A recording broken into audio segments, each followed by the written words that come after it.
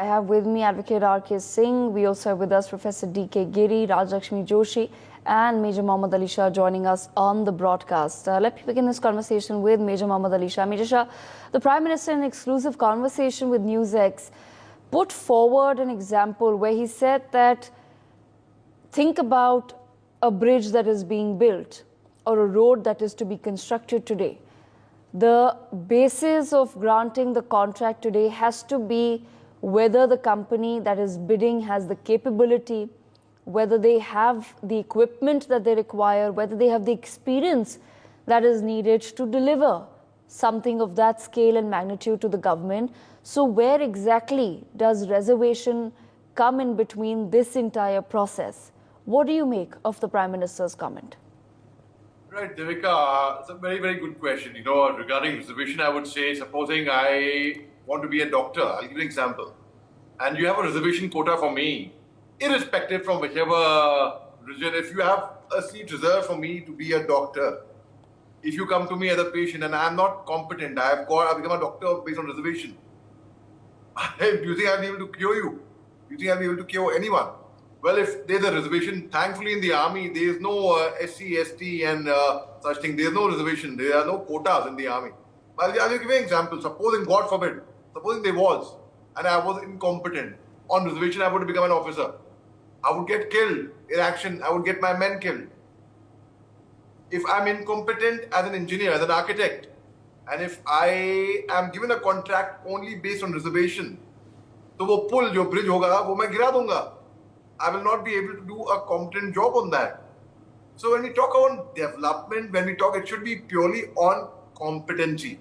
How competent is a person? Now, the very fact is some people will say reservation is for example, in a relay field, when there is a relay, 4 into 100 meters relay or 16 to 100 meters relay, you run 100 meters and you pass a baton to somebody else. So you start with a fast runner, weak runner, and it keeps shifting. It's to get everyone on a level playing field, yes. If you want to get people on a level playing field, invest in the education. If the foundation is strong, you would not need reservation. If the base is strong. As Allama Iqbal, who wrote Sare Jahan Se Acha, he once said, खुदी को कर बुलंद इतना के हर तकदीर से पहले खुदा बंदे से खुद पूछे बता तेरी रज़ा क्या है. So the very fact is we have to strengthen ourselves and not count on reservation that okay, if just because my seats are reserved for me, I will have my way out. Be it in the IAS, be it anywhere. There are reservations, I know. Even in there are reservations everywhere to get the weaker sections economically backward together on a level playing field. But if we invest in the education, if we strengthen them, if we make the base strong, we won't have to demand reservation thereafter. Okay. That's what I mean. To Major Mohammed Ali Shah, bringing you into the conversation, as Advocate Singh also pointed out, that this, if it were to be implemented, it would require constitutional changes. You would perhaps need to then knock once again the doors of the Supreme Court. This could be a very, very long legal battle as well to have the cap removed.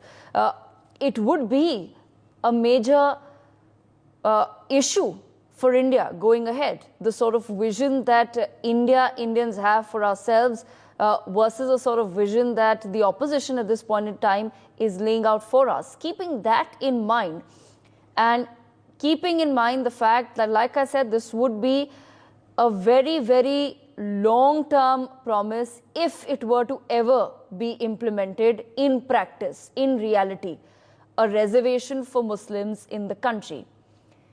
Is the opposition then simply using this as a tool for politics? And what do you then perceive are the dangers of making these sort of empty promises? Right, Devika, that's a very intelligent question, and I totally concur with my panelists. Everyone, I think they all spoke sense in their own way, and everyone was right. And I see, especially Dhaneshwari Devi ji, I mean, she spoke a lot of sense also. At the same time, I would say that, see, the fact is, they would be, when we talk about taasub, discrimination, for example, against Muslims, I personally don't believe that there is discrimination against Muslims or against any particular. My personal belief is there will be discrimination. It's part of human nature and psychology. But who would the discrimination be against? Against the weaker sect. That's it, plain and simple. And it's a fact that Muslims today are not in a position, majority of them, to stand tall. Why? Because they lack education. Because they lack education, they do not get good jobs. Because they don't get good jobs, they don't have good financial status. Because they don't have good financial status, their standard of living would be little back. Yes, no doubt about that. Now, it's not just about Muslims, it's about anyone who's financially weak, who is not in a position to stand tall. That's what I believe in, and I think we have to give a level playing field, yes.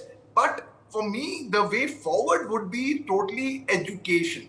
I have never felt discriminated against because I feel I went to a good school, I was privileged, I went to a Premier B school like the IIM Calcutta, so I worked in a fine organization, I was part of the Indian Army, so not everyone has the privilege to do that. Now, if you want to do that, my way, that's my personal take, is reservations is not the answer only. Right. You have to give them a strong education. If they are well education. So on that note, Major Mohammed Ali Shah, if you're saying that education should have been the conversation rather than reservation, do you feel that somewhere the opposition maybe miscalculated what they should have promised and they perhaps could have spoken about madrasa reform in India? Why is it that when we want to talk about upliftment of Muslims, we're not talking about reforming the thousands of madrasas and ensuring that in fact, equal education that is, presented both in government schools and private schools, because we have an important conversation going on in that regard as well, right? Where there are certain state governments that are trying to ensure that public education in India reaches a certain level, which it didn't for many, many decades. That private schools are becoming more and more popular, but they're also becoming more and more expensive, and that will further create the inequality that we talk about today. So keeping that in mind, why is it that the opposition felt that promising reservations would be perhaps the best way to maybe get some heads to turn and maybe get some people listening, but nobody wants to talk about important issues such as madrasa reform? Good one. Very, very good one. And I'm thankful to you for asking me this. You know, my father was the Vice Chancellor of the Aligarh Muslim University. When he was a Vice Chancellor, he inducted a new course called the Bridge Course. Now, what is the Bridge Course? Bridge Course is bridging the gap between the mainstream education and the madrasa education. यानी कि दीन की ही नहीं, पढ़ाई ही नहीं, दुनियादारी की भी पढ़ाई. यानी कि apart from Quran Pak, they will also learn about maths, science, computers, English, things which you require in your day-to-day life. So most certainly, madrasa education needs reforms. It's a fact. Let's accept it. Now, what happened is there was also a lot of opposition from the Maulanas, because where a person educated in a madrasa will get some money later on after he passes out.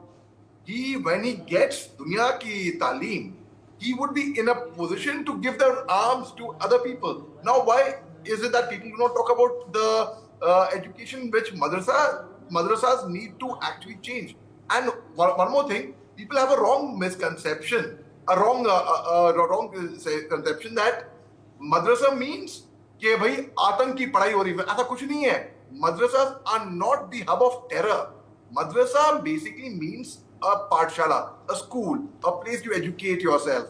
That is the meaning of madrasa. उसमें पढ़ाई उर्दू की होती है, वो अलग बात रही. That's a different thing. So people perceive that anything written in Urdu, वहाँ पे ऐसा गलत काम होएगा, but that is not the case. But I strongly feel that our madrasa children need to learn. हमारी मातृ भाषा तो हिंदी है, उर्दू है, पंजाबी, मराठी, whatever, right? पर रोजी की जबान तो अंग्रेजी है और कंप्यूटर है. And computers do not see that which religion you belong to. They see your capability. Computer भाषा नहीं समझता कि आप कौन सी भाषा बोल रहे हैं, वो आपकी काबिलियत की भाषा समझता है. So most certainly, I honestly feel that they should be taught about technology, about the latest development, and we have to constantly change with time. We have to adapt. We cannot say that, just in Prophet Muhammad's time, that used to happen then, so that is same tradition we are following. Yes, it's good to follow traditions, but we have to see what is going on today in today's world, because as Charles Darwin theory says, survival of the fittest. You have to adapt yourself to the surroundings. So most certainly, when you spoke madrasa education, I honestly believe that yes, we need certain reforms there. Devika. Okay, when you talk about there not being access to basic facilities, even then that would certainly require perhaps not reservation for that particular village, but simply people with the political will to actually deliver the basic amenities. And that's the simple point that even the Prime Minister is trying to raise. Major Shah, last word to you, then we need to wrap up. 30 seconds, please. Right.